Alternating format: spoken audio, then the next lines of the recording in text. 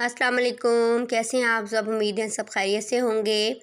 जैसा कि आप देख रहे हैं, आज मैं आपको पास्ता बनाने का तरीका बता रही हूँ। बहुत ही मज़े का बनता है, यम्मी बनता है। कुछ लोग इसको मैक्रोनी कहते हैं, कुछ लोग इसको पास्ता कहते हैं। आपकी जो मर्ज़ी कह लें। ठीक है जी। ये देखें कितना अच्छा ज़बरदस्त खिला खिला कलर आ रहा है।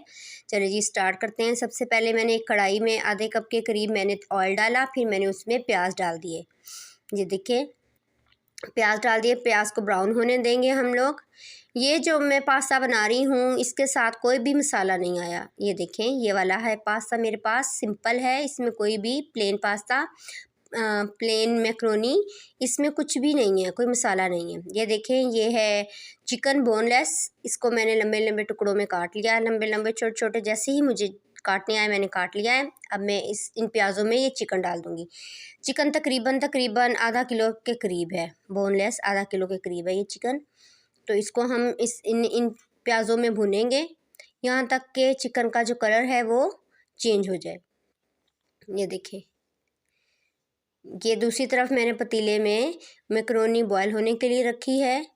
ये देखें पानी डालें, पानी में 2 से 3 चम्मच ऑयल के डालें और साथ ही जब बॉयल आ जाए तो इसमें मैक्रोनी डाल दें 5 से 7 मिनट के लिए। ये मैंने अब अदरक लहसुन का पेस्ट और हरी मिर्चें कूटी थी, तीनों कूट के मैंने ये चिकन में डाल दी हैं। इनको भी चिकन के साथ ही भून लेंगे अच्छे से ताकि लहसुन अदरक का जो कच्चापन वो दूर हो जाए। फिर अब हम इसको थोड़ा सा ढक देंगे ताकि जो चिकन है वो गल जाए। ये मेरे पास 2 नूडल्स के पैकेट पड़े थे, अपनी बेटी के लिए मैं बनाती हूँ तो वो एक्स्ट्रा थे, तो वो मैंने 2 पैकेट वही नूडल्स के पैकेट 2 डाल दिए। 1 से 1.5 चम्मच मैंने कुटी हुई लाल मिर्च डाल दी।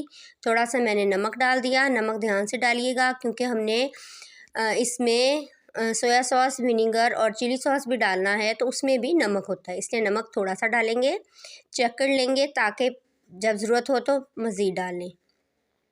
चिकन को अच्छे से भून लिया है।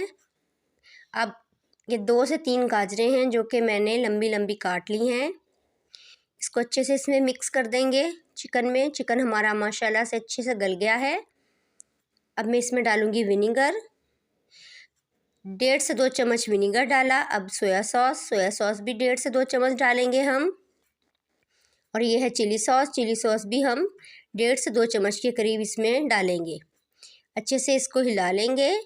अब जो शिमला मिर्च थी, 1 अदद बड़ी शिमला मिर्च वो मैंने काट के डाल दी है और 1 छोटा फूल बंद गोभी का वो भी काट के मैंने इसी मटीरियल में डाल दिया है। ये देखिए बहुत ही यम्मी मज़ेदार किस्म की ये मैक्रोनी बनती है। बच्चे वैसे तो खाते नहीं हैं सब्ज़ियाँ, लेकिन अगर उन्हें मैक्रोनी में ज़्यादा सारी सब्ज़ियाँ डाल दें तो वो बहुत शौक़ से खा लेते हैं। मैं हमेशा जब भी मैक्रोनी बनाऊँ, स्पैगेटी बनाऊँ, मैं हमेशा उसमें सब्ज़ियों की तादाद ज़्यादा रखती हूँ ताकि इस बहाने बच्चे खा लें। ये देखें ये मेरी मैक्रोनी बॉयल हो गई थी क्योंकि मैंने साथ ही ऑयल डाल दिया था पानी में, इसलिए ये अंदर चिपकी नहीं है, थोड़ी बहुत है वो भी अभी चम्मच हिलाऊँगी तो सारी ठीक हो जाएगी। ये देखें सारी अलग हो गई है। इसको हम मिक्स कर देंगे, इसमें अच्छे से सारे मटेरियल में मिक्स कर देंगे। ये देखें माशाल्लाह से बहुत ही यम्मी मज़ेदार जूसी हमारी मैक्रोनी तैयार हो गई है।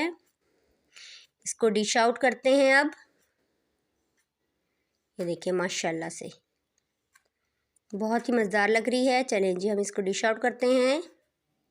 माशाल्लाह ये देखें भाप उठाती हुई मज़ेदार मैक्रोनी।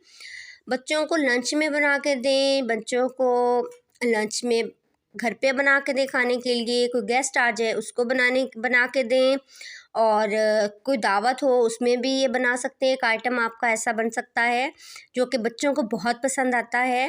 और मुझे उम्मीद है आपको भी मेरी ये आसान सी रेसिपी बहुत मज़े की लगेगी और आप बहुत शौक़ से बनाएंगे और खाएंगे। मुझे ज़रूर बताइएगा आपको मेरी रेसिपी कैसी लगी। मुझे अपनी दुआओं में याद रखिएगा। मेरे चैनल को सब्सक्राइब करें और